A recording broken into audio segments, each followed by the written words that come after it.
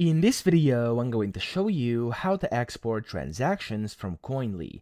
Now, the first thing you want to do, you want to go to the Transactions tab up top, and then from here, you want to go to the top right and click on those three dots, and from here, you want to click on Bulk Edit in Excel. Now, this will allow you to basically export this, so as you can see, it's going to say download the selected transactions, and this will generate a CSV file that can be edited in Excel or Google Sheets. Now, you have to click on Export over here. However, for this, of course, to work, you'll need a paid plan for the relevant text here to be able to export and then import back your data, okay? So that's the only limitation. And here, of course, you could go and just select the transactions. So for example, I'm just gonna go and select these four. I could go to up here, bulk edit in Excel, and then I could export, but of course, I don't currently have the paid plan, but if I did, I'd be able to get the CSV file, then I'd be able to modify it and then drag and drop it back in here and import it back in. So that's how to do it. I hope this video helped you out. If it did, please subscribe to the channel and help me out as well.